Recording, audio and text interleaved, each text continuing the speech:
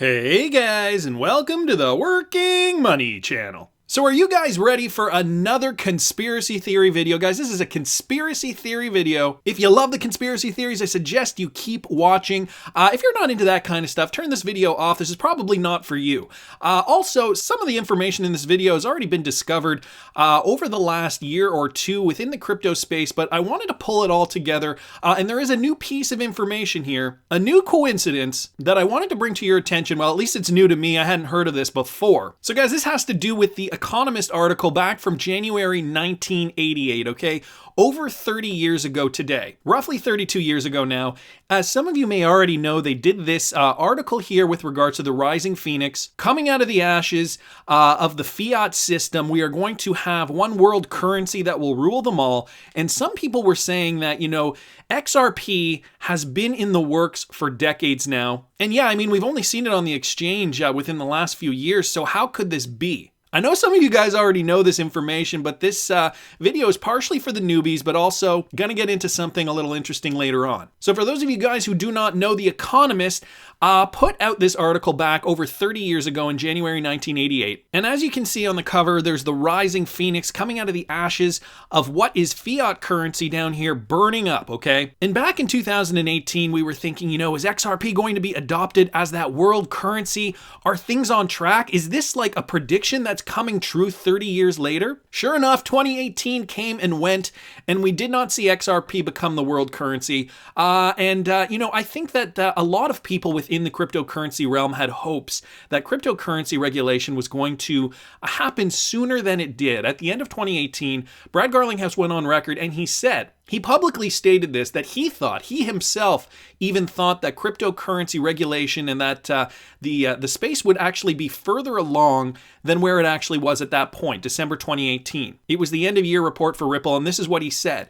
And so guys, I wasn't going to put this up, but here's the video with Brad Garlinghouse mentioning that. He talks about it at about the 155 mark here. I'll link this YouTube video from Ripple's official YouTube page in the description if you want to watch it. Again, it's from December 2018. And you could see, even by watching this, by listening to Brad's response, he didn't even know how long this would take, and he was pushing his prediction on to 2019, which, as we know today, still hasn't come to fruition, but the plans are in the works and they're pushing forward. This goes to the point that we're at the mercy of regulators, we're at the mercy of governments, and their timeline is going to be whatever it's going to be. They're going to take their time, they're going to be diligent with their research.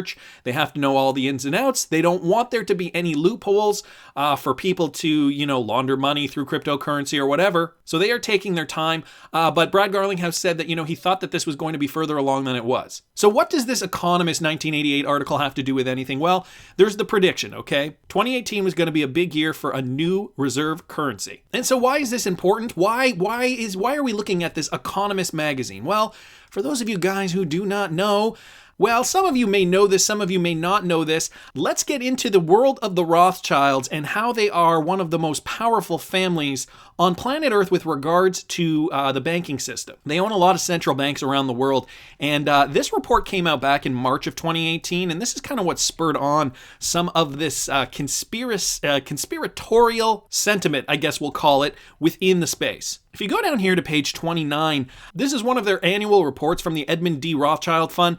And again, if you go down here to page 29, you can see, and this is public knowledge, we did a video on this months ago, SBI Holdings, okay? The Rothschilds are clearly now invested in SBI Holdings. SBI owns an 8.7% stake in Ripple's XRP, so they spell it out in their own annual report here. Now, the Rothschilds own some of SBI. They're a banking family. They own a lot of banking assets, and as of 2018, they're now partially invested in SBI, a Ripple partner, and those guys are heavily invested. Yoshitaka Kitao, the CEO of SBI, one of the biggest proponents coming out of Japan that is pro XRP. And right here, it even says SBI owns an 8.7% stake in Ripple's XRP. So guys, this is not being hidden, and this is from, again, the Edmund D. Rothschild Fund annual report. Now, why is this important and why are we talking about this? Well, guys, if you do not know, The Economist is owned in part by the Rothschilds. So they are an English language weekly magazine format newspaper owned by the Economist Group and edited at offices in London. But guys, if you go down here, you can see that aside from the Agnelli family, it says this over here, okay, smaller shareholders in the company include Cadbury, Rothschilds, 21%, Schroeder, Leighton, and other family interests, as well as a number of staff and former staff shareholders. So the Rothschilds own 21% of the Economist magazine. So Rothschilds Fund owning 8.7% of SBI, heavily involved with XRP. Also, from 1988, The Economist article, Phoenix Rising, predicting a new world currency that could replace the US dollar as that world reserve currency. Now you guys are probably thinking this is crazy, this is from 30 plus years ago. Well guys, it gets even deeper than that.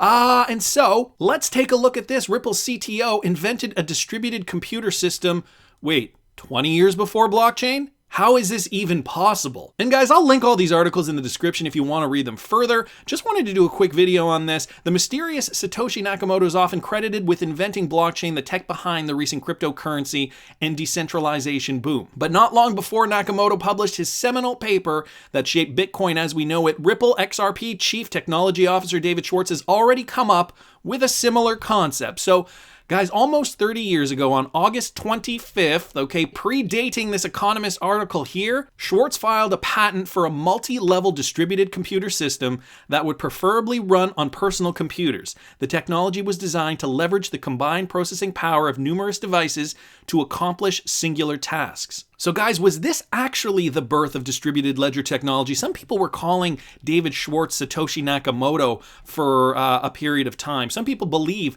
that he is indeed Satoshi Nakamoto and that he actually indeed created Bitcoin and released it to the world after the financial crash of 2008-2009. Now this sounds crazy, right? Well, some people believe that Bitcoin was actually born as an experiment, yes.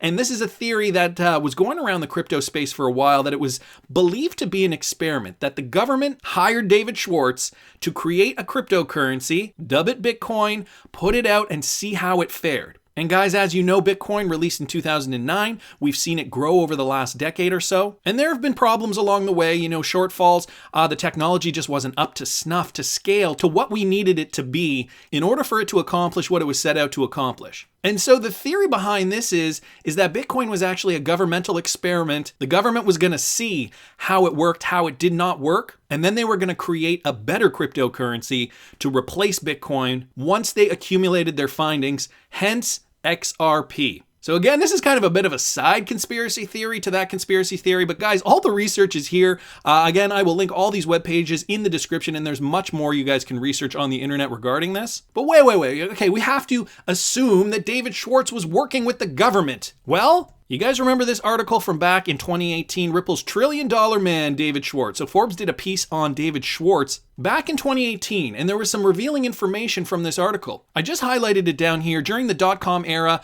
Schwartz pursued a number of network-related programming positions. Meanwhile, he was getting interested in cryptography. In 2001, he landed at a company in Santa Clara, California, called Webmaster Inc., where he helped design an early cloud-based storage system.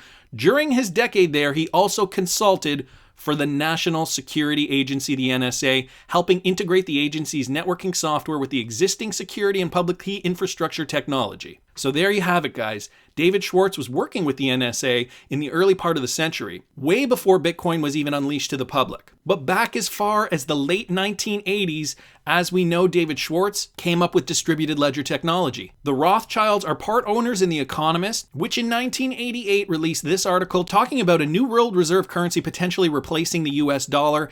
And we know the Rothschilds are indeed invested in XRP. Very, very interesting. And I know some of you guys already know all this stuff. But here we go, guys, the phoenix rising out of the ashes. And for those of you guys not know what that means, maybe English isn't your first language. To rise like a phoenix from the ashes means to emerge from a catastrophe stronger, smarter, and more powerful. An example of rising like a phoenix from the ashes is someone who opens a new successful business after his previous business has failed.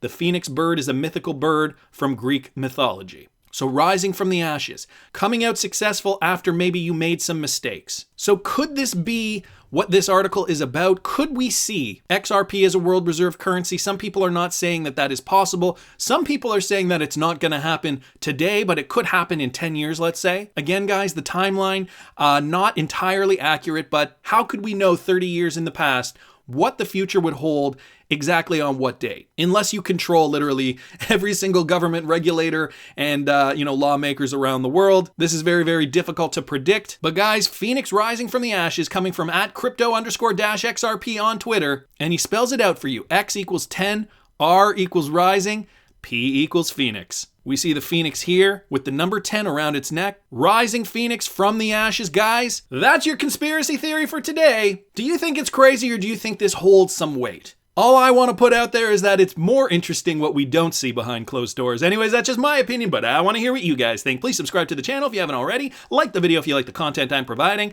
I always love hearing your comments. See you in the next one, guys.